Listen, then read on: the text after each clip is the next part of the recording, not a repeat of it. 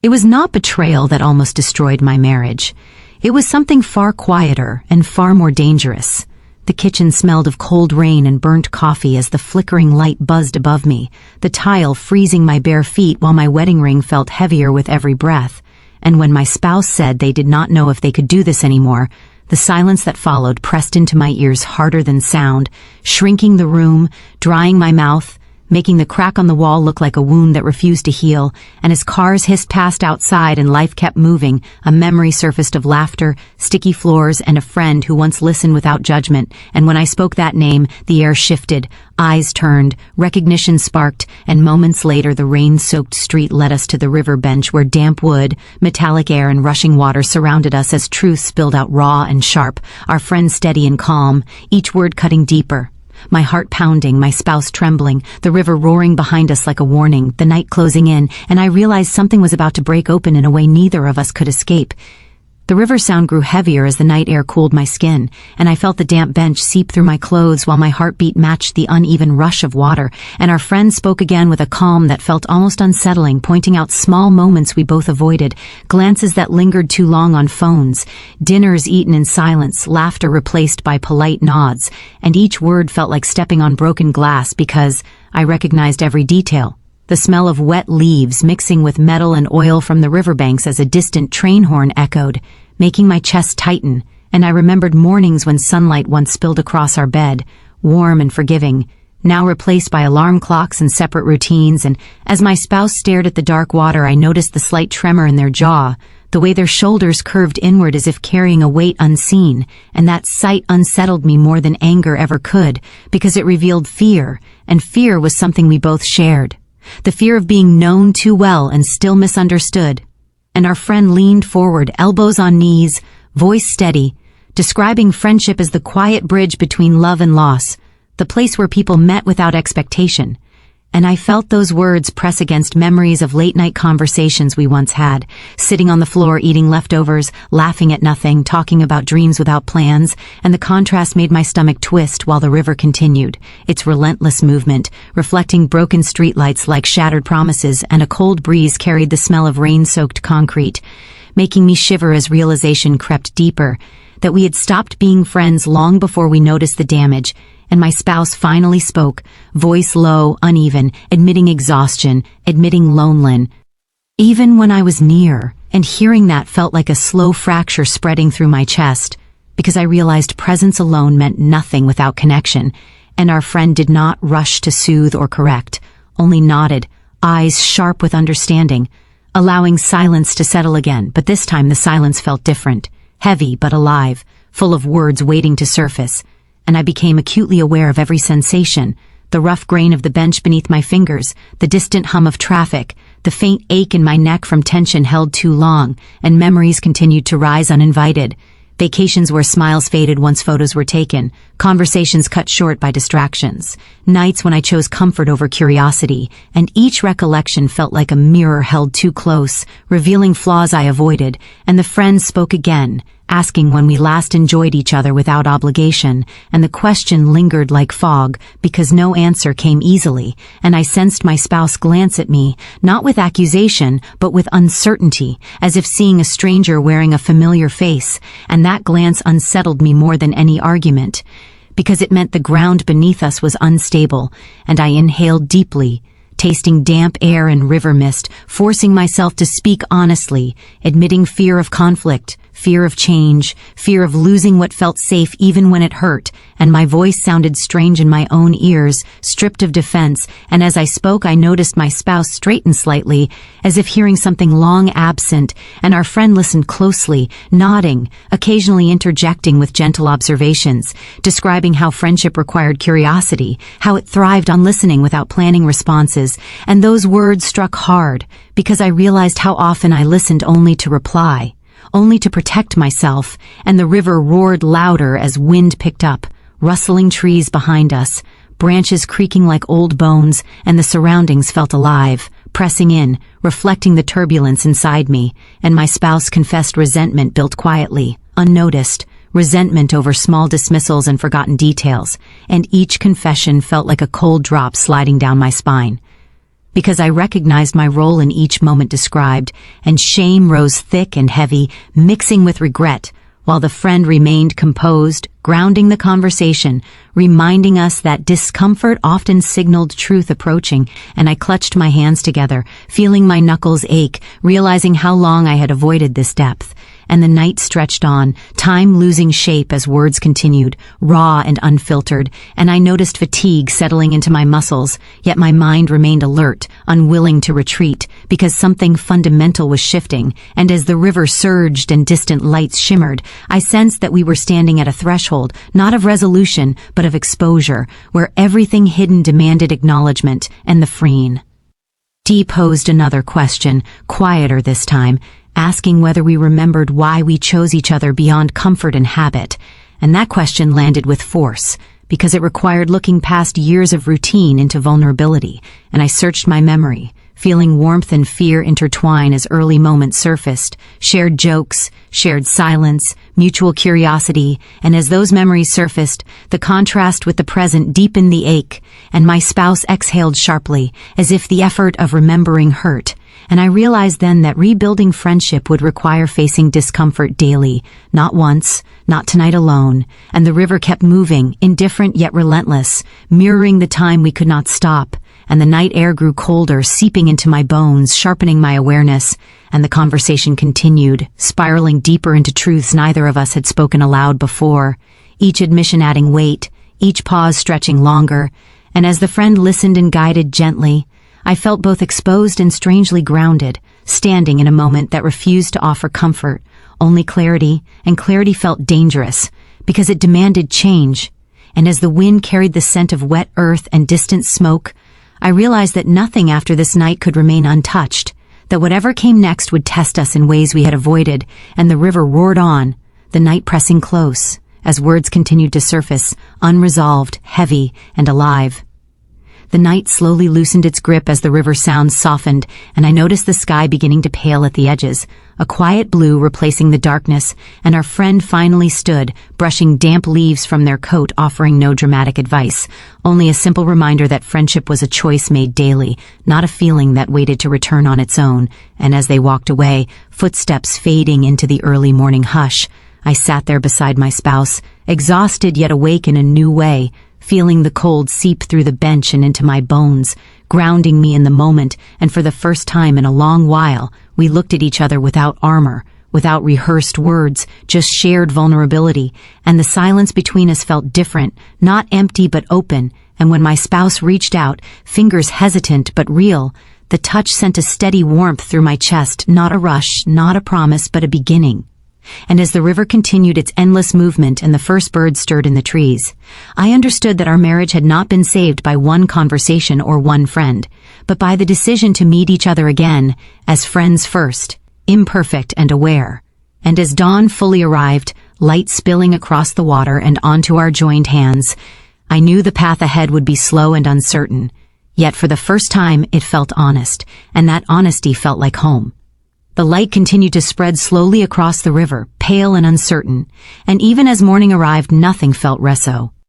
Oved inside me, because clarity did not bring comfort. It brought responsibility, and responsibility carried weight that settled deep in my chest as we rose from the bench and began walking back through the quiet streets, footsteps echoing softly against wet pavement, our breaths visible in the cool air, and though our hands remained close, they did not touch again. Not out of distance but awareness, as if we both understood that easy gestures could no longer carry meaning without intention behind them, and the city around us was waking, shop lights flickering on, a delivery truck rumbling past, a stray cat slipping between parked cars, ordinary life resuming as if nothing inside us had shifted, and that contrast felt unsettling because something fundamental had cracked open and the world did not pause to acknowledge it. And when we reached our building, the door creaked softly as it opened, the familiar hallway smelling faintly of cleaning solution and old carpet, and every step up the stairs felt heavier than the last,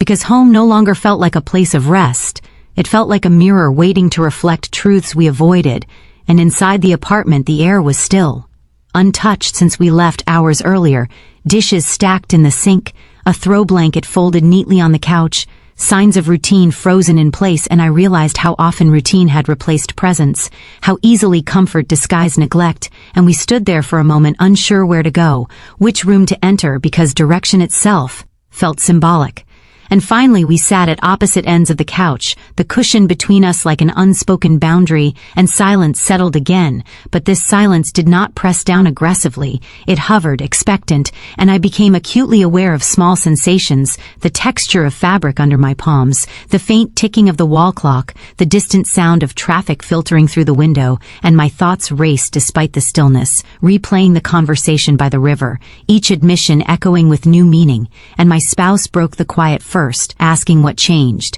and the question caught me off guard, because everything had changed and yet nothing tangible had shifted, and I searched for words that felt honest,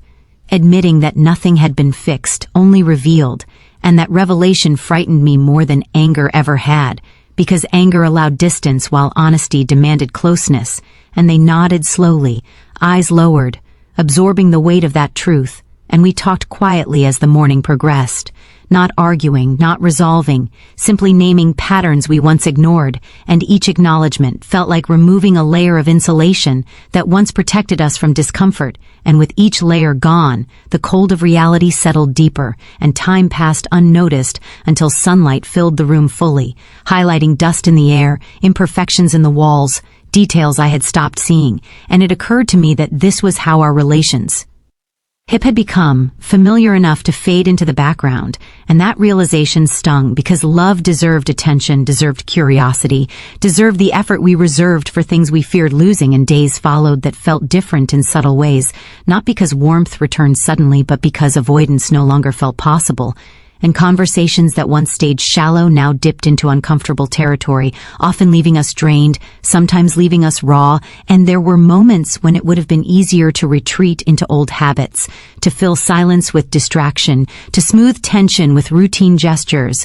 But something inside me resisted, perhaps fear of returning to numbness, perhaps respect for the fragile honesty we uncovered. And I noticed my spouse struggling as well, moments of defensiveness surfacing, followed by quick apologies, as if we were both learning a new language without fluency, and friendships around us became more visible, because we realized how isolated we had grown, how rarely we allowed others to witness our reality, and slowly we reached out, not for advice, but for presence, for reminders that connection existed beyond our small world, and these interactions grounded us, offering perspective without judgment. And one evening as we prepared dinner together, a simple task once done in silence, my spouse paused, knife resting on the cutting board, and said they missed laughing with me. Not polite laughter, not shared humor at someone else's expense, but the kind that emerged without effort. And the admission caught me by surprise, because I missed it too, and that shared recognition felt like a thin thread stretching between us,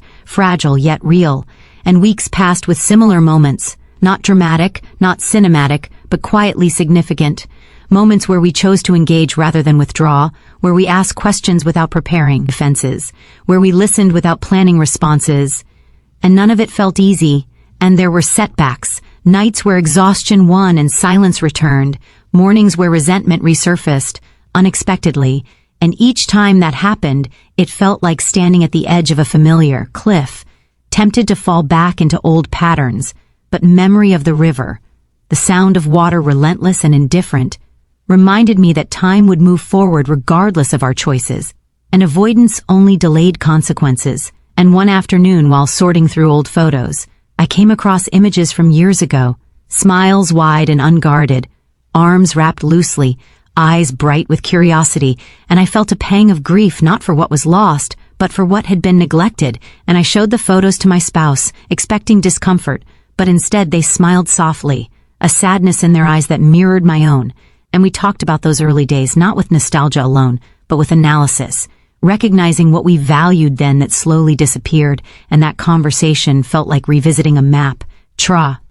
seeing where we strayed without noticing. And as time went on, the idea of friendship resurfaced repeatedly, not as a solution, but as a foundation. The understanding that before expectations, before roles, before obligations, there had been interest, curiosity, and choice, and reclaiming that felt daunting because friendship required vulnerability without guarantee, and there were nights when fear whispered that effort might still fail, that honesty might lead to separation rather than repair, and I confronted that fear quietly, realizing that clinging to safety without connection had already brought us close to losing everything. And one evening we returned to the river, not intentionally recreating that night, but drawn there by something unspoken, and the water looked different in daylight, calmer, reflective, less threatening, and as we sat on the same bench, the wood now dry and warm, I felt the echo of that first confrontation, and I understood that moments did not save relationships, choices did, repeated daily, often unnoticed,